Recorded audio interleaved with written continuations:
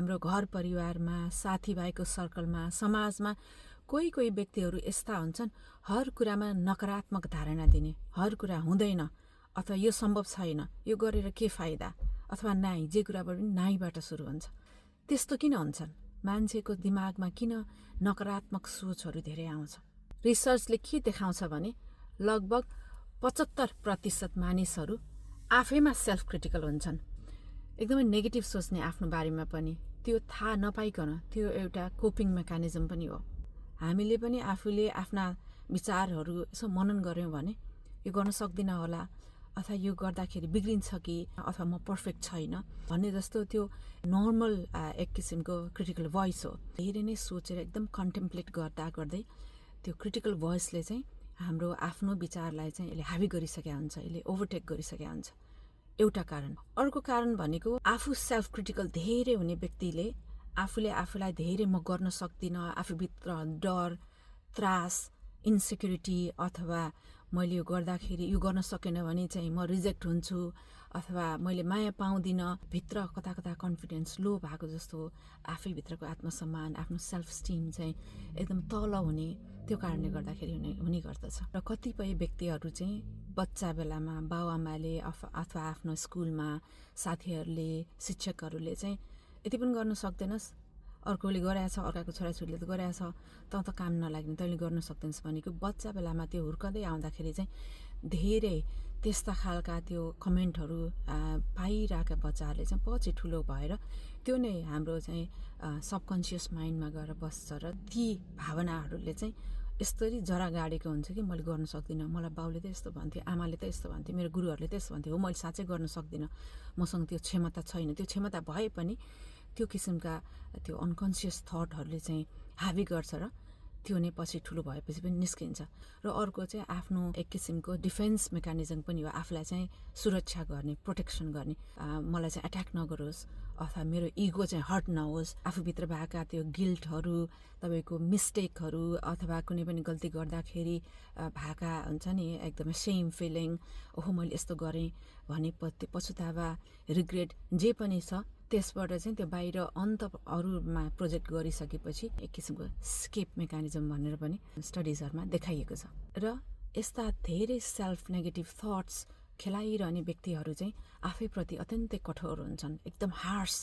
आफैले आफूलाई मैले पर्फेक्ट हुनुपर्छ, म पर्फेक्ट भएन भने मलाई मेरो बाबाआमाले माया गर्दैनन्, अथवा मेरो घर परिवारमा श्रीमान श्रीमतीले, छोराछोरीले मलाई जुन दिनुपर्ने त्यो रेस्पेक्ट दिँदैन भन्ने एकदम पर्फेक्सनिस्ट हुन खोज्ने, सबै एङ्गलबाट 100% हुनुपर्छ भन्ने सोच राख्ने, आफूले पनि त्यो सोच राख्ने र अरूबाट पनि त्यस्तै किसिमका अपेक्षा गर्ने, आफैमा सेल्फ कम्प्यासन, आफूले आफूलाई माया गर्न, सहानुभूति दिन जान्दैनन् र अरूलाई पनि त्यस्ता व्यक्तिहरूले दिन जान्दैनन्। चाहेर पनि बनावटी हुनसक्छ, धेरै लामो समयसम्म त्यो टिक्दैन, सम्बन्धहरूमा खटपट हुने, उथलपुथल हुने, सम्बन्धहरू बिग्रिने, अनि त्यो भइसकेपछि फेरि आफूले आफूलाई गाली गर्ने, आफूले आफूलाई ओहो मैले गर्दाखेरि यस्तो भयो भन्ने लाज हुने, सेम काइन्ड अफ फिलिङ, अनि त्यो हुने बित्तिकै फेरि के हुन्छ, अनि उनीहरू त्यो भिसियस साइकल एउटा प्याटर्नको रूपमा दौडिरहेको हुन्छ। र क्रिटिकल हुनु नराम्रो होइन, तर त्यो भिसियस साइकलमा त्यो एउटा प्याटर्न बनेर त्यो एउटा चक्रव्यूहमा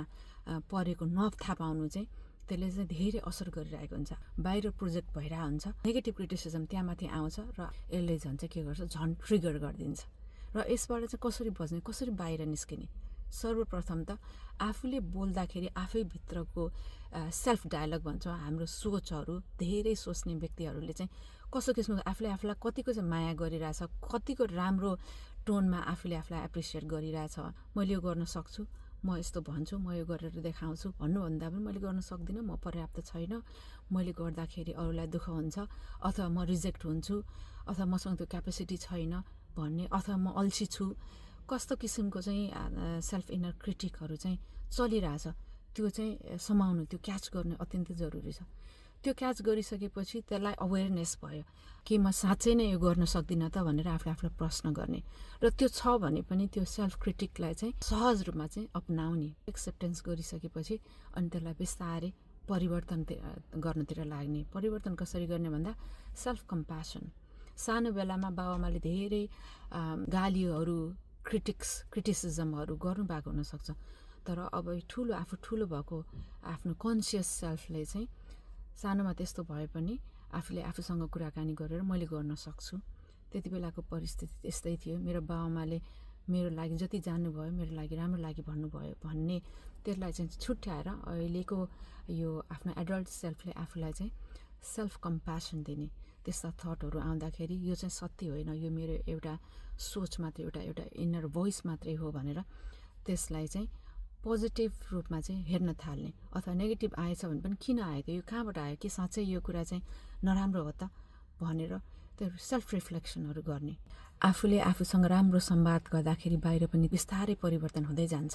साथीसँग संवाद गरे जस्तो गर्ने, आफ्नो मन मिल्ने साथीले त्यस्तो गरिरहँदा उसलाई चाहिँ के सुझाव दिन्छ त, त्यही तरिकाले आफूले आफूलाई सुझाव दिने कि यो सही हो, के मेरो भित्र डर त्रास त्यो भित्र आफूसँग भएको इन्सिक्युरिटी, आफ्नो इगो अथवा डिफेन्स मेकानिजम, प्रोटेक्टिभ त्यो थिङ्किङबाट आएको छ कि कहाँबाट आएको छ, त्यो छुट्याउन पनि अत्यन्तै जरुरी छ। माइन्डफुलनेस, मेडिटेसनले हामी ध्यानमा बसेर के हुन्छ, आफ्नो थट्सहरूलाई चाहिँ आउन दिन्छौँ र जान दिन्छौँ।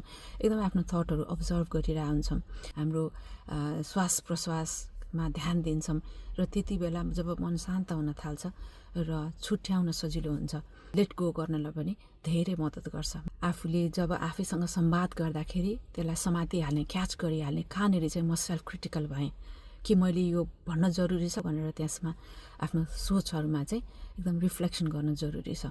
त्यो आइहाल्यो भने पनि त्यसलाई चाहिँ कन्टिन्यू गर्ने होइन कि त्यो प्याटर्न ब्रेक गरेर होइन यो म गर्न सक्दिनँ भन्दा पनि म फेरि प्रयास गर्छु, मैले गर्न सक्छु, मैले पर्फेक्ट गर्न नसके पनि मैले कोसिस गर्छु भन्ने जस्ता पोजिटिभ थटहरू चाहिँ कल्टिभेट गर्न अत्यन्तै जरुरी छ।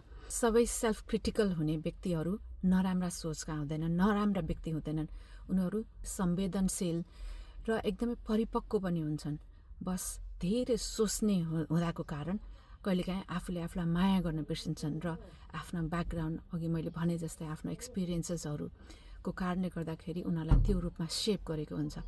आजकै दिनबाट आफैले आफैसँग संवाद गर्दा एक्लै बस्दाखेरि आफ्ना भित्र सोचहरू कस्तो छ भनेर त्यसलाई चाहिँ संवेदनशील भएर हामीले मनन गर्न सुरु गरौँ। धन्यवाद।